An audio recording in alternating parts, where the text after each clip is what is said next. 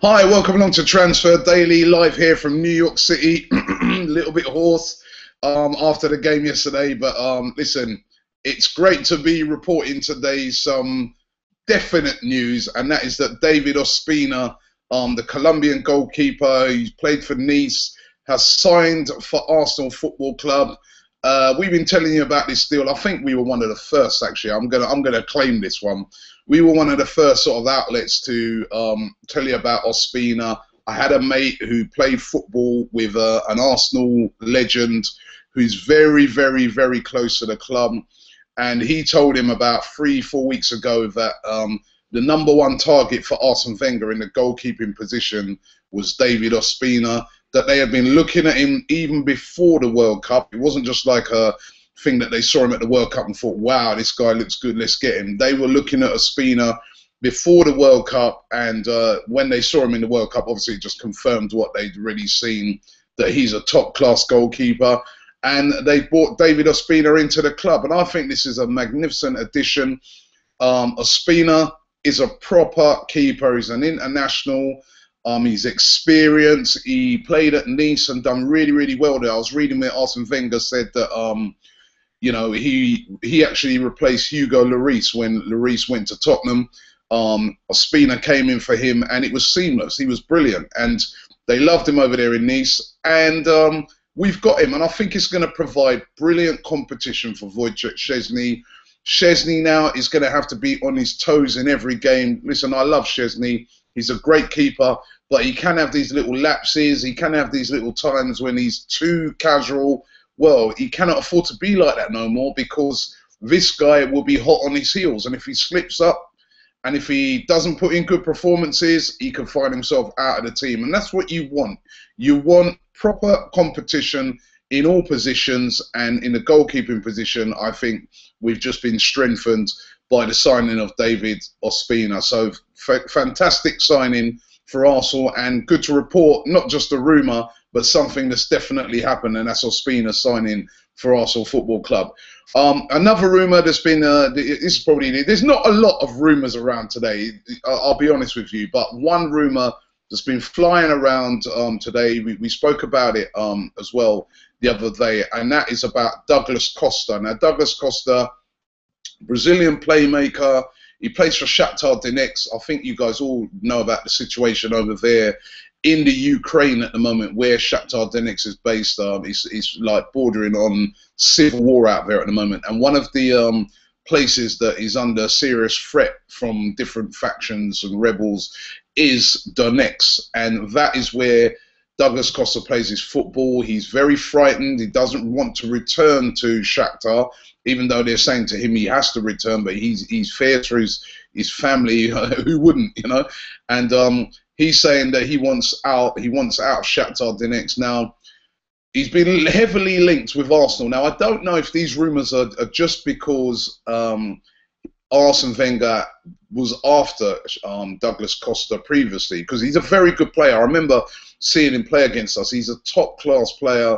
Watched him in the Champions League. Very, very good. Really surprised that Brazil didn't have him in their World Cup team, especially considering the fact that they lacked creativity, Brazil. Douglas Costa is a player that can create a lot. He's a very good midfield player, very, very talented. He's done really, really well in his time for Shakhtar.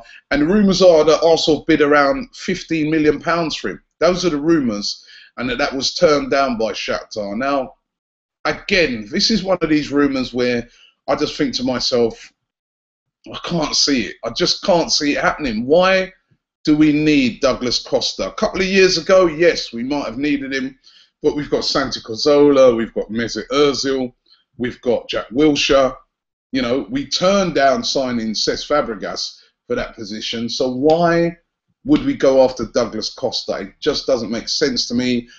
I just think, again, this is one of these rumours where websites and newspapers are trying to, you know, put two and two together and just get people reading their stories, basically. I'll be honest with you. So the Douglas Costa rumour, for me, I just can't see it. I can't see why. He's a quality player, don't get me wrong, but I just cannot see why Arsenal would be going for him, unless it's one of those deals a bit like Ozil, where they look on it and say, listen, this guy's so good, we just can't afford to let him go. But then, as I said, why wouldn't they have got Cesc Fabregas back?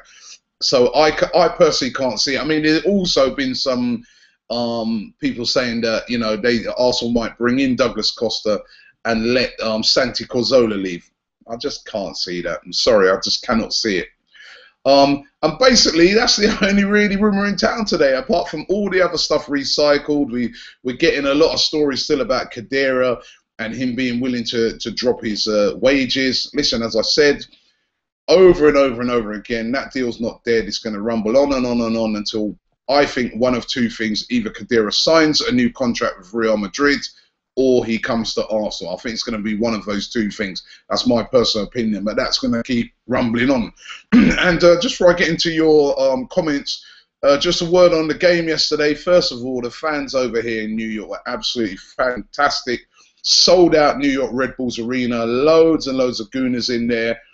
The team was a bit disappointing yesterday, I felt, especially in the first half. We had no strength. It was basically Arsenal playing with a team full of midfielders and Nacho Monreal playing as a centre-half. I mean, that's you know, so you can understand. He was about the only defender in the team, and then, like, just a team full of midfielders. Thomas Rosicky playing as a striker. I mean, it was just, nah. And then in the second half, they brought on Akpom, and it looked a bit more, you know, a bit more sort of organised. There was a bit more of a threat. Diaby scored, but it was disallowed, and he looked okay. Few players looked okay, but again, I think in typical Arsenal style, when they play these friendlies, they really, really only treat them as a workout. They don't really give it their full 100%. And I'll tell you, there was some tasty tackles going in. I mean, Tim Cahill put in one tackle on Jack Wilshere. I was thinking he could be out for the season for that. If that would have been a normal game, he would have probably been red carded. It was crazy. And I have to say, the class act on the pitch in that game yesterday, and he quite rightly got man in the match, was Thierry Henry. He was playing in a little deeper role, and his passing was brilliant, his little runs were brilliant, and he showed a lot. It was just a pleasure to be watching Thierry Henry yesterday. And, you know, all in all, it was good for the fans. Shame that Arsenal lost, but shame that they weren't able to sort of bring like a Giroud or a couple of strikers and, you know, a couple of the other sort of star players. But it was great to be over here in New York, and the fans, was chatting to a load of them after the game. They loved it. And look out for some of those videos. Some of them later on today, some tomorrow, because of our internet connections over here. But it was great to be in New York, and I think it's been a massive success, the tour over here. Let's get into what you guys have been, what you guys have got to say about some of the rumours. Wow, they're just coming in so fast, trying to keep up with them.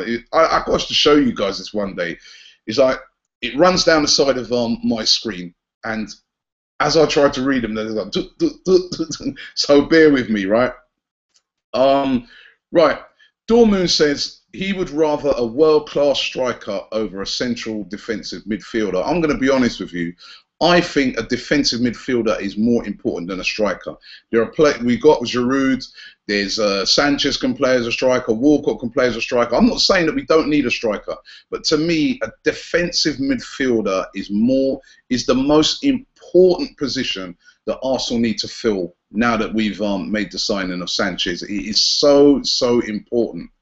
Caleb says Khedira deadline signing.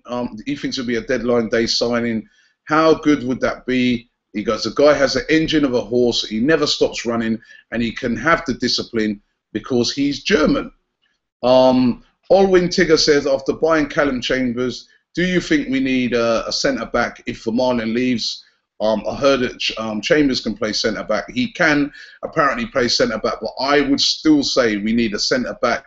Listen, if Thomas Vermaelen goes, remember, we've already also lost Bakary Sagna, who can cover that position. So we would definitely need a specialist centre-back. All it would take would be like an injury to Laurent Koscielny or an injury to Mertesacker, and we'd be in problems. So, listen, that is, again, a very important position to fill. Rice says, what is happening to Joel Campbell? That's a mystery. I'm hoping that Arsenal can give Joel Campbell a chance. I think it's time for us to give him a chance. If it means maybe not signing another striker, I mean, I'd love to see another striker coming in, but I think Joel Campbell deserves a chance. We need to see what he's made of. Arsenal Forever said we need to sign a centre back from a nationality that will not make it into the World Cup. I don't understand that one. Sharafidin says Kadira next. Super Nicholas 1 says Remy's move to Liverpool has stalled.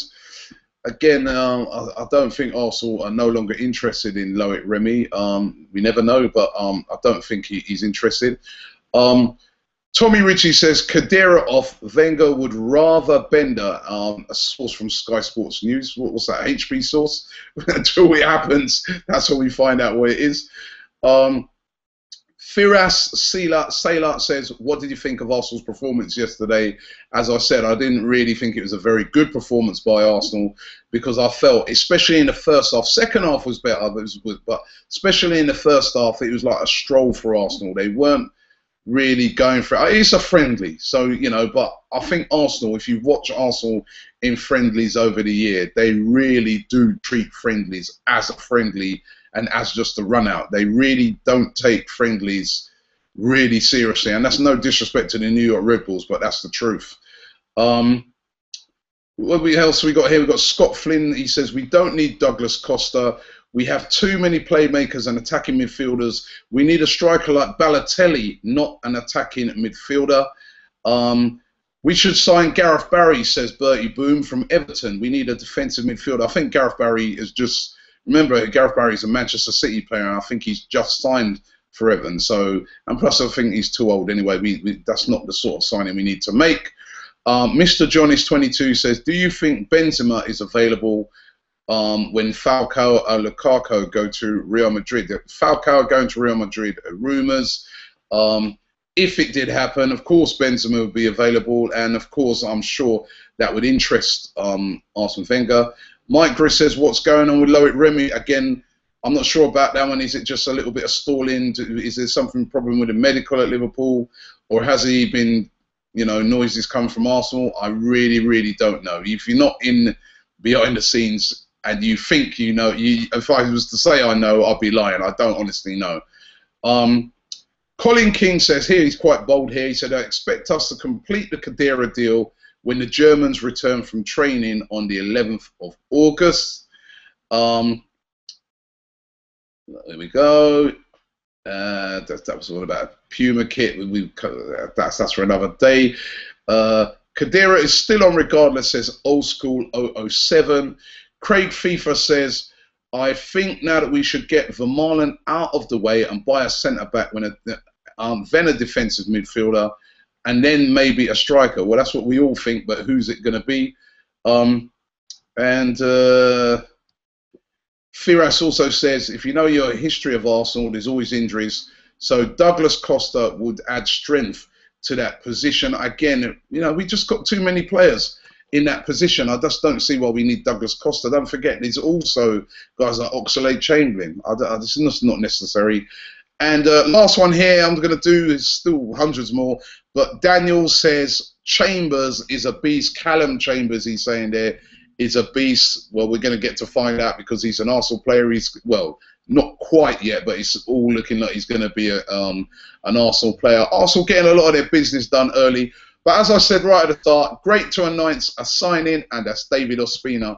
He is an Arsenal player, and that's brilliant. And thanks to everybody who's had me over here in New York. It's been really amazing being here in New York City. The Arsenal America guys, all the fans from all over the US. As I said, we've got loads of videos of fan talks after the games yesterday. We're desperately trying to get some of those videos up. It's been a bit difficult over here because of our internet speeds, etc. But we are working on it, and we will have all those videos for you. But thanks very much for watching Transfer Daily. We head back to the UK tomorrow, and it's been a real pleasure bringing you the show here from New York City. Thank you very much.